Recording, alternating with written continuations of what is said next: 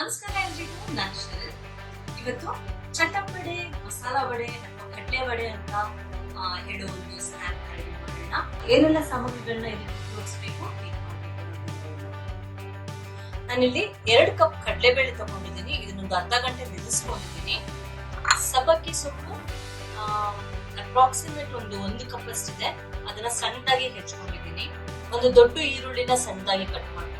1 table spoon ಅಷ್ಟು ಕರಿಬೇವಿನ ಸೊಪ್ಪನ್ನ ಸಣ್ಣದಾಗಿ ಕಟ್ ಮಾಡ್ಕೊಂಡಿದ್ದೀನಿ. ಒಂದು 3 ಹಸಿಮೆಣಸಿನಕಾಯಿನ ಸಣ್ಣದಾಗಿ ಕಟ್ ಮಾಡ್ಕೊಂಡಿದ್ದೀನಿ. ಒಂದು ವೇಳೆ ನಿಮಗೆ ಖಾರ ಜಾಸ್ತಿ ಬೇಡ ಅಂತಂದ್ರೆ 1 ಹಾಕ್ಬೋದು ಸಾಕು. 1 ಟೇಬಲ್ ಸ್ಪೂನ್ ಅಷ್ಟು ಶುಂಠಿನ ತುರಿದಿಟ್ಕೊಂಡಿದ್ದೀನಿ. 2 ಚಿಟಿಕೆಯಷ್ಟು ದೊಡ್ಡ 2 ಚಿಟಿಕೆಯಷ್ಟು ಸೋಡಾ ಪುಡಿ ತಗೊಂಡಿದ್ದೀನಿ. 2 ಸಣ್ಣ ಪೀಸ್ ಚಕ್ಕೆ ತಗೊಂಡಿದ್ದೀನಿ. 5 ಲವಂಗ, ರುಚಿಗೆ ತಕ್ಕಷ್ಟು ಉಪ್ಪು. ಕಡಲೆಬೇಳೆನ ನಾನೊಂದು ಅರ್ಧ ಗಂಟೆ ನೆನೆಸ್ಕೊಂಡಿದ್ದೀನಿ. ಅರ್ಧ ಗಂಟೆಯಿಂದ ಒಂದು 40 ನಿಮಿಷಗಳವರೆಗೆ ನೆನೆಸ್ಕೊಂಡು ನೋಡಿ. ನೀವು ಕಟ್ ಮಾಡಿದ್ರೆ ಇದು ಪೀಸ್ ಆಗ್ತಾ ಇದೆ. ಈ ತರ ಆದ್ಮೇಲೆ ತುಂಬಾ ಹೊತ್ತು ನೆನೆಸ್ಕೊಳ್ಬೇಡಿ. ಪೇಸ್ಟ್ ಬೇಡ, ನಮಗೆ ತೀರಾ ಪೇಸ್ಟ್ ಬೇಡ. ಅರ್ಧ ಮಾತ್ರ ನಾವು ತರಿಯಾಗಿ ರುಬ್ಕೊಳ್ಬೇಕಾಗುತ್ತೆ. ಕಡಲೆಬೇಳೆನ ಒಂದು ಮಿಕ್ಸಿ ಜಾರಿಗೆ ಹಾಕಿ ತರಿಯಾಗಿ ರುಬ್ಕೊಳ್ಳೋಣ. ಲವಂಗ, ಚಕ್ಕೆ, ಉಪ್ಪು ಹಾಕೊಳ್ತಾ ಇದ್ದೀನಿ. ಇದನ್ನ ಆಮೇಲೆ ಬೇಕಾದ್ರೂ ಹಾಕೊಳ್ಬಹುದು ನೀವು. ಎಲ್ಲ ಹಾಕಿ ತರಿಯಾಗಿ ರುಬ್ಕೋಬೇಕು.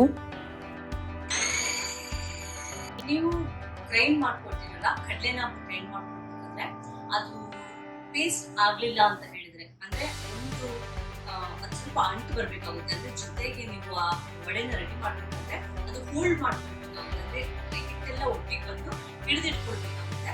ಒಂದ್ ವೇಳೆ ಹಾಗಾಗ್ತಿಲ್ಲ ಅಂತ ಹೇಳಿದ್ರೆ ಸ್ವಲ್ಪ ನೀರು ಮಿಕ್ಸ್ ಮಾಡಿ ರುಬ್ಬೇಕು. ಈಗ ಇದಕ್ಕೆ ಕಟ್ ಮಾಡ್ಕೊಂಡಿರೋ ಸಬ್ಸಿಗೆ ಸೊಪ್ಪು, ಈರುಳ್ಳಿ, ಹಸಿಮೆಣಸಿನಕಾಯಿ, ಶುಂಠಿ, ಕರಿಬೇವಿನ ಸೊಪ್ಪು ಎಲ್ಲ ಹಾಕಿ ನಾನು ಮಿಕ್ಸಿಲಿ ಒಂದ್ಸಲ ತಿರುಗಿಸ್ಕೊಂಡಿದ್ದೀನಿ. ಇದಕ್ಕೆ ಸೋಡಾ ಪುಡಿ ಹಾಕಿ ಚೆನ್ನಾಗಿ ಮಿಕ್ಸ್ ಮಾಡ್ಕೊಡಿ. ಉಂಡೆಗಳನ್ನ ಮಾಡಿ ರೆಡಿ ಇಟ್ಕೊಳ್ಳಿ. ಅವಾಗ ಎಣ್ಣೆಯಲ್ಲಿ ಹಾಕೊಳ್ಬೇಕಾದ್ರೆ ಅದನ್ನ ಸ್ವಲ್ಪ ಫ್ಲಾಟ್ ಮಾಡಿ ಹಾಕೋದಕ್ಕೆ ಈಸಿ ಆಗುತ್ತೆ. ಆಮೇಲೆ ಸ್ವಲ್ಪ ಎಣ್ಣೆ ಮೀಡಿಯಂ ಹದಕ್ಕೆ ಬಿಸಿ ಆದಮೇಲೆ ಒಂದೊಂದಾಗಿ ವಡೆನ ತಟ್ಟಿ ಎಣ್ಣೆಲಿ ಹಾಕೋಣ. ನೋಡಿ, ಈ ಕಲರ್ ಬಂತು ಅಂದರೆ ಇದು ಫ್ರೈ ಆಗಿದೆ ಅಂತ ಅರ್ಥ. ಇದನ್ನ ಇವಾಗ ಹೊರಗಡೆ ತೆಗೆಯೋಣ. ಒಂದು ಟೇಸ್ಟಿ ಸಿಂಪಲ್ ಚಟಪಡೆ ಅಥವಾ ಮಸಾಲಾ ವಡೆ ರೆಡಿ ಆಗಿದೆ. ನೀವು ಮನೇಲಿ ಒಂದ್ಸಲ ಟ್ರೈ ಮಾಡಿ ನೋಡಿ. ನಿಮ್ಗೆ ಇಷ್ಟ ಆದ್ರೆ ನನಗೆ ಕಮೆಂಟ್ ಸೆಕ್ಷನ್ ಅಲ್ಲಿ ತಿಳಿಸಿ. ನಿಮಗೆ ನನ್ನ ವಿಡಿಯೋಗಳು ಇಷ್ಟ ಆದ್ರೆ ಲೈಕ್, ಶೇರ್ ಮತ್ತು ಸಬ್ಸ್ಕ್ರೈಬ್ ಮಾಡೋದನ್ನ ಮರಿಬೇಡಿ. ಇನ್ನೊಂದ್ಸಲ ಭೇಟಿ ಆಗೋಣ ಇನ್ನೊಂದು ಹೊಸ ರೆಸಿಪಿ ಜೊತೆ.